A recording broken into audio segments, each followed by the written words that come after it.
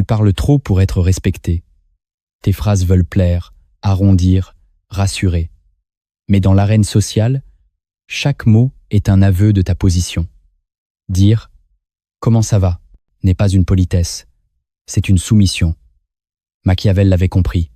Les mots ne servent pas à créer du lien, ils servent à créer de l'impact. Celui qui parle pour se faire aimer, perd. Celui qui parle pour marquer impose. Dans un monde gouverné par la perception, tu n'as droit qu'à une phrase. Et si tu dis les bons mots, tu n'auras jamais besoin de lever la voix pour dominer. Au cœur de la Renaissance, Machiavel observe une vérité que beaucoup refusent encore d'admettre. Le langage n'est pas un outil de dialogue. C'est une arme de contrôle. Dans Le Prince, il démontre que la parole, bien placée, vaut plus qu'un décret ou une armée. À la même époque, les humanistes glorifient l'échange et la raison. Lui choisit la dissimulation, l'impact, le silence stratégique. Cette vision dérange. Elle est étouffée par les siècles, noyée dans l'idéal moral. Pourtant, aujourd'hui encore, ceux qui dominent en société ne crient pas. Ils parlent peu, mais leurs mots redessinent l'espace. Il ne suffit pas de parler pour être écouté. Ce qui déclenche le respect n'est jamais le volume de ta voix, mais l'impact psychologique de tes mots. Certains déclenchent l'attention, d'autres installent une hiérarchie invisible. Voici les 7 formules d'ascendance psychologique que tu dois connaître si tu veux dominer une conversation sans jamais lever le ton. La première formule d'ascendance psychologique que tu dois intégrer est « Explique-moi ce que tu veux dire ». Et « Esimaga ». Cette phrase ne semble pas menaçante, elle paraît même ouverte. Mais en réalité, elle inverse subtilement la structure de la conversation. Elle force l'autre à se justifier, à détailler, à préciser. Tu ne réponds pas directement, tu ne t'alignes pas sur son message. Tu observes, tu lui renvoies son propre contenu en le plaçant sous ton contrôle. C'est une technique ancienne, utilisée par ceux qui dirigent sans s'impliquer. Celui qui demande des explications ne prend pas position, il jauge, il teste, il introduit l'idée qu'il détient un critère de validation supérieur. Machiavel aurait dit « Celui qui questionne sans émotion gouverne l'échange ». En prononçant cette formule, tu installes une tension mentale. L'autre commence à douter de sa clarté, il reformule, il tâtonne, il cherche ton approbation sans s'en rendre compte. Tu restes calme, centré, sans jamais t'exposer. Tu crées ainsi une asymétrie. Ce n'est plus une discussion d'égal à égal. C'est une évaluation silencieuse. Et dans cette configuration, celui qui explique se fragilise. Il donne plus qu'il ne reçoit. Il parle pendant que tu réfléchis. Il tente de convaincre pendant que tu décides. Cette simple phrase, répétée sans hostilité mais avec constance, peut désarmer les plus assurés. Elle est utilisée dans les interrogatoires, dans les entretiens de pouvoir, dans les négociations serrées. Celui qui la maîtrise n'a pas besoin de hausser le ton. Il laisse les autres se perdre dans leurs justifications. Et pendant qu'il parle, il établit sa domination en silence. Si tu veux dominer une interaction sans l'interrompre, commence par exiger que l'on clarifie ce qui t'a été dit. Cette exigence tranquille est déjà une prise de pouvoir. La deuxième formule d'ascendance psychologique que tu dois connaître est « Tu es sûr de ça ?» Courte, simple, apparemment innocente. Et pourtant, elle introduit le doute comme une lame glissée entre deux certitudes. Elle ne contredit rien. Elle ne rejette pas. Elle interroge. Mais cette interrogation n'est pas neutre. Elle contient en elle une mise en accusation muette. En posant cette question, tu envoies un signal. Je ne te crois pas entièrement. Tu ne cries pas. Tu ne t'agites pas. Tu ne fais que suggérer qu'il y a peut-être une erreur, un mensonge, un manque de rigueur. Et cela suffit à déstabiliser. Celui qui reçoit cette question, surtout si elle est prononcée lentement, avec un silence après, entre dans un mécanisme défensif. Il répète, il précise, il cherche des preuves, il tente de se rassurer en te rassurant. Et toi, tu n'as toujours rien affirmé. Tu observes, tu laisses l'autre se troubler tout seul. Cette formule est une invitation froide à se justifier, sans que tu n'aies besoin de contester. Elle transforme l'espace. L'autre devient celui qui doit convaincre.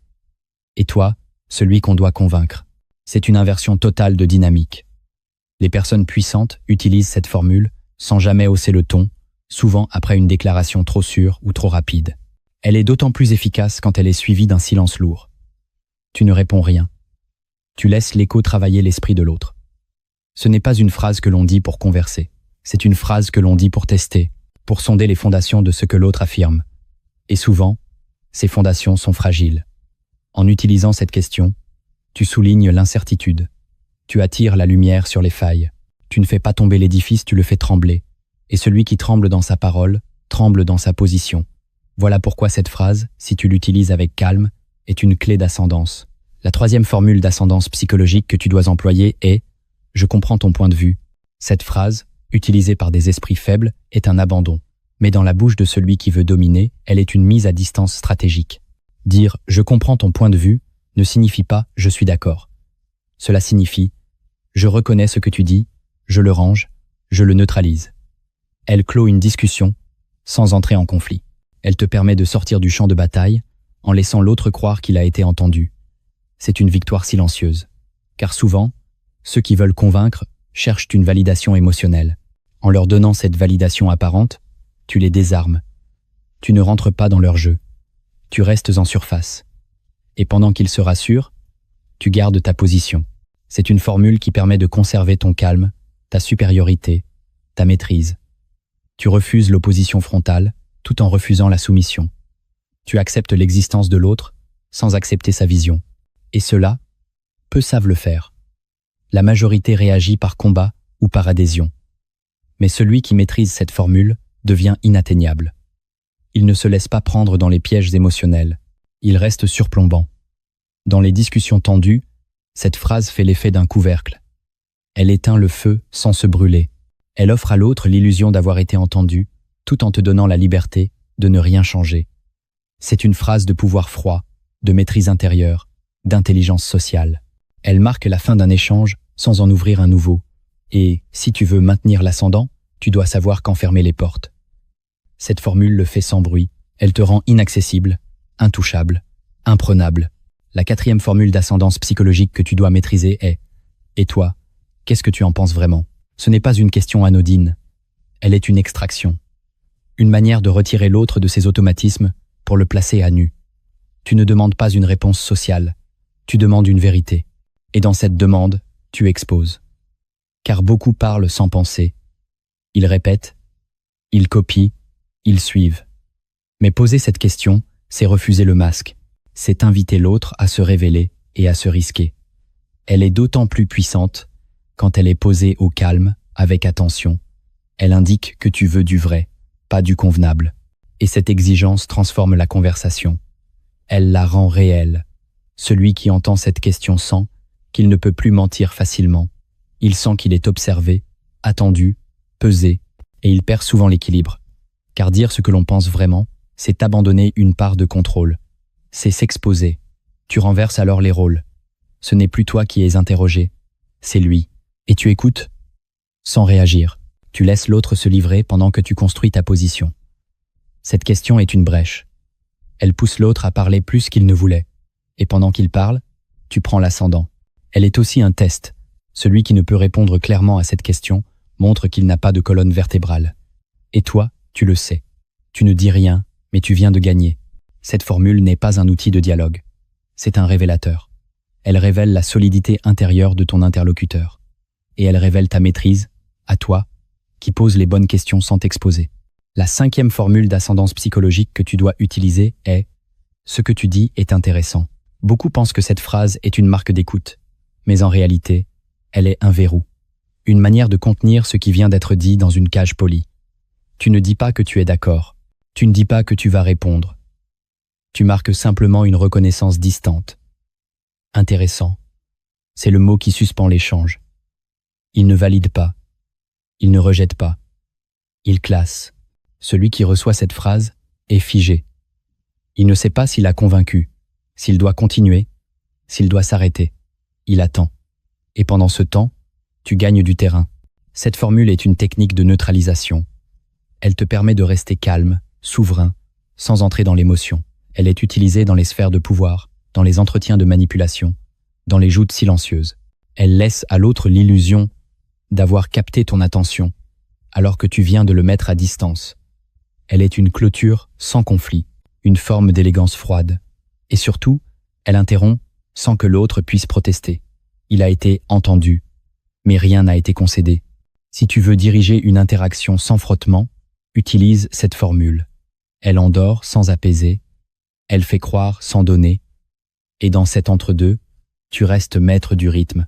La 6e formule d'ascendance psychologique que tu dois manier avec précision est « Je préfère ne pas répondre ». C'est une phrase de rupture. Une déclaration de frontière. Dans un monde où chacun veut tout expliquer, tout justifier, tout clarifier, celui qui refuse de répondre devient immédiatement une énigme, donc une menace. Cette formule crée un vide, et dans ce vide, l'autre projette ses peurs, ses fantasmes, ses interprétations. Tu n'as rien dit, et pourtant tu deviens plus présent. Tu n'as rien révélé, mais tu deviens plus redouté, car ce que l'on ne comprend pas, on le redoute. Cette formule est une maîtrise du silence. Elle coupe le lien, sans violence.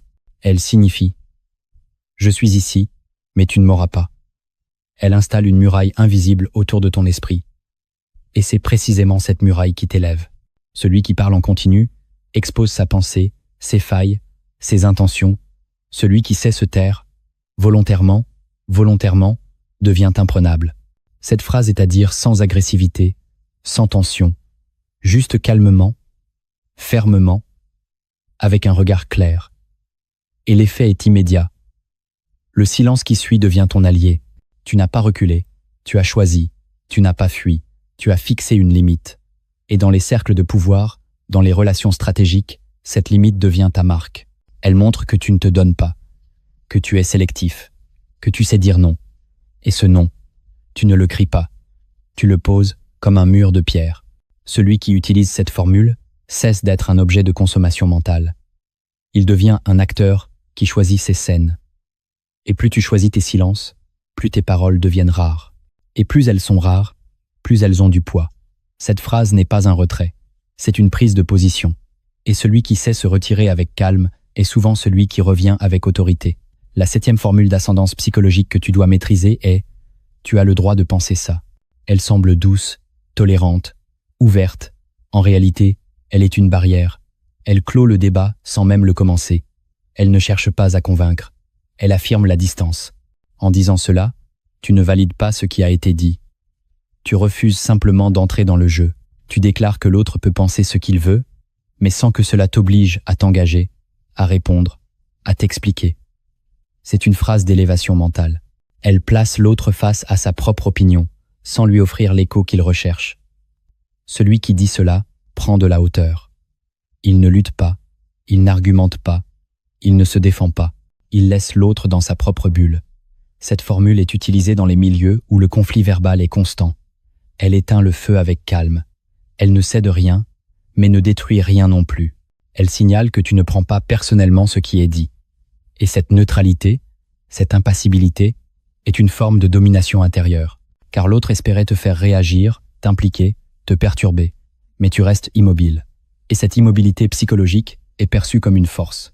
Cette phrase signifie « Tu es libre de tes opinions, moi je suis libre de ne pas les subir ». Elle est élégante, elle est tranchante.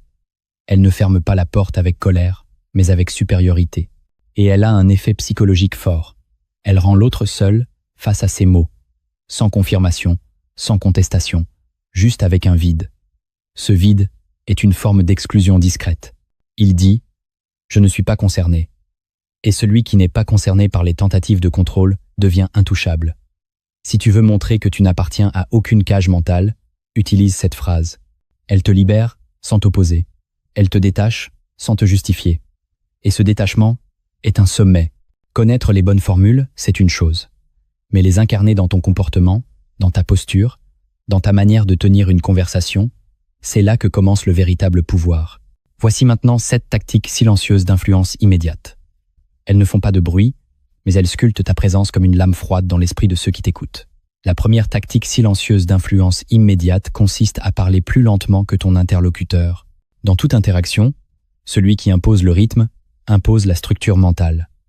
Parler lentement, c'est dicter la cadence, contraindre l'autre à s'adapter à ton tempo intérieur. Cela crée une tension subtile. Tu sembles avoir le temps, le contrôle, la hauteur. Plus tu ralentis, plus tu fais sentir que tu n'es pas dans la réaction, mais dans l'observation. L'autre s'agite pendant que tu restes fixe. Et cette immobilité verbale devient une posture de domination.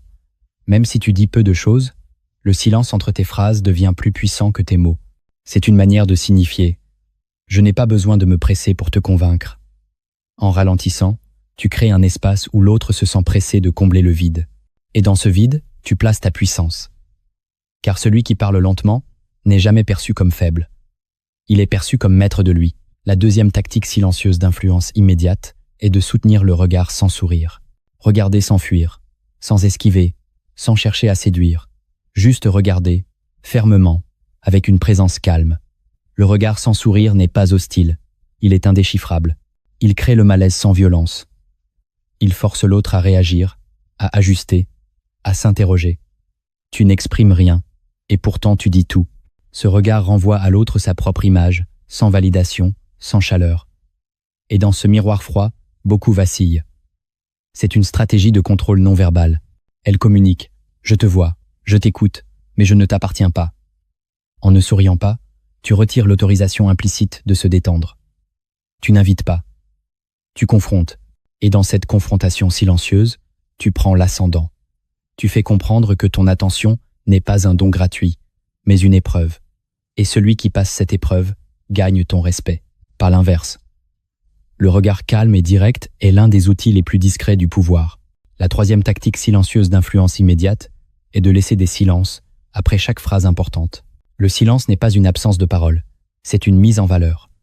Ce que tu dis juste avant le silence devient plus lourd, plus profond, plus inoubliable. Les faibles cherchent à combler chaque vide, les stratèges s'en servent comme d'un levier. Chaque silence bien placé crée une attente, un trouble, une intensité. Il force l'autre à réfléchir, à digérer, à douter. Et dans ce doute, tu installes ton empreinte. Le silence n'est pas un retrait. C'est une affirmation. Il signifie « Je n'ai pas besoin de remplir l'espace. Ma parole suffit. » Ceux qui parlent sans pause diluent leur pouvoir. Ceux qui parlent peu, mais laissent résonner chaque phrase, gravent leurs mots dans la mémoire. En maîtrisant le silence, tu prends le contrôle du rythme, de l'émotion, de l'attention. Et ce contrôle, s'il est exercé sans arrogance, impose un respect profond, durable, presque instinctif. La quatrième tactique silencieuse d'influence immédiate est de ne jamais justifier ce que tu penses. Celui qui explique pourquoi il pense ce qu'il pense entre dans un terrain glissant. Il s'expose, il s'ouvre, il cherche à convaincre. Et dans ce mouvement, il se met en position basse. Dire ce que tu penses avec calme, sans ajouter parce que, sans chercher l'approbation, crée une barrière invisible. Tu affirmes sans supplier. Tu déclares sans quémander. Et cette posture désarme. Elle communique que tu as déjà validé ta propre pensée, que tu n'as pas besoin qu'on l'accepte pour qu'elle soit vraie. Elle laisse l'autre face à sa propre réaction, sans point d'accroche. Et cette absence d'accroche devient une forme d'autorité. En refusant la justification, tu fais comprendre que ton monde intérieur est fermé, défini, solide. Tu n'as rien à prouver. Et cette posture est si rare que ceux qui la croisent s'arrêtent, écoutent et parfois obéissent sans savoir pourquoi. La cinquième tactique silencieuse d'influence immédiate est de ne jamais réagir immédiatement à une attaque verbale.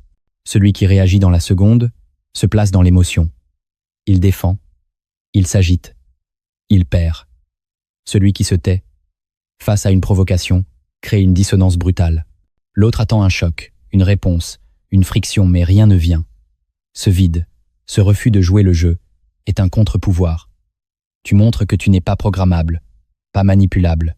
Tu refuses le rôle qu'on tente de t'imposer. Et ce refus, dans le silence, devient une domination. Il dit « Tu ne peux pas m'atteindre sans mon autorisation ». Ce calme n'est pas de la faiblesse, c'est une clarté glaciale. Tu observes, tu décides si cela vaut la peine de répondre.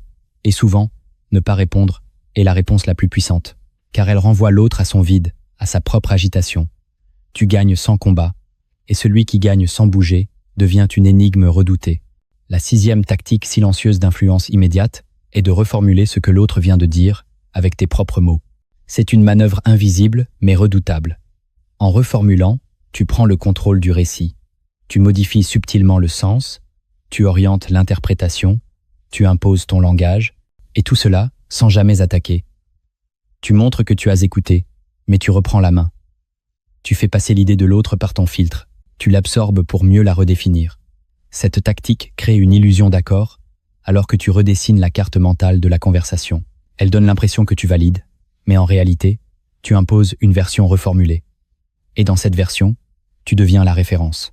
Tu forces l'autre à s'aligner sur tes mots, donc sur ta logique. Celui qui reformule avec intelligence devient le narrateur. Et celui qui tient le récit tient le pouvoir. C'est un outil froid, précis, à manier sans excès. Mais utilisé avec finesse, il transforme la dynamique sans alerter l'ego de l'autre. La 7e tactique silencieuse d'influence immédiate est de ne pas hocher la tête quand tu écoutes. Ce petit geste, banal, trahit bien plus que tu ne l'imagines. Hocher la tête en signe d'écoute, c'est accorder implicitement ton adhésion, ton attention, ta validation, mais si tu restes immobile, sans réagir, tu envoies un autre message. Je t'écoute, mais je ne t'appartiens pas. Cette immobilité désoriente. Elle empêche l'autre de savoir s'il t'influence. Elle crée une tension. Il ne sait pas s'il doit continuer, s'il est compris, s'il touche juste. Et cette incertitude le fragilise. En contrôlant ton corps, tu contrôles le lien, tu retires toute nourriture émotionnelle à l'ego de l'autre. Et cette famine silencieuse provoque une inversion des rôles. L'autre devient celui qui cherche, qui insiste, qui s'adapte. Tu restes fixe, calme, impénétrable. C'est une technique discrète, mais terriblement efficace. Celui qui ne valide pas visuellement prend le dessus sans parler. Il oblige l'autre à se remettre en question. Et dans ce trouble, il prend la place dominante. Tu n'as pas besoin de crier pour dominer. Tu n'as pas besoin d'écraser pour t'imposer. La vraie puissance ne se manifeste pas par la force, mais par la structure invisible que tu imposes dans l'esprit de ceux qui te parlent. À travers ces formules et ces tactiques, tu viens de découvrir que chaque mot peut être une prise de terrain, chaque silence une frontière, chaque geste un renversement. Tu as vu que le respect ne se mendie pas. Il se construit, lentement, dans les détails. Les plus grands stratèges de l'histoire ne levaient jamais la voix. Ils savaient que l'ascendant psychologique se forge dans l'économie de gestes, dans le refus de se disperser, dans la capacité à rester impassible quand les autres brûlent d'émotions. Maintenant, c'est à toi d'expérimenter, d'appliquer, d'observer les effets. Tu verras que ceux qui te coupaient la parole s'arrêteront d'eux-mêmes, que ceux qui te dominaient sans s'en rendre compte commenceront à douter. Tu verras que l'énergie que tu imposes en restant calme devient une barrière mentale infranchissable. Mais surtout, tu verras que cette forme de pouvoir n'est pas bruyante, elle est tranquille, profonde et indiscutable. Ne cherche plus à plaire par la parole. Apprends à t'imposer par l'architecture invisible de ta présence. Ceux qui dominent ne sont pas ceux qui s'expriment le plus, mais ceux qu'on ne peut plus ignorer, même quand ils se taisent. Si tu appliques ce que tu viens d'apprendre, ton langage ne sera plus jamais neutre. Il deviendra une déclaration d'existence. Et ta présence, un territoire que personne n'osera traverser sans permission.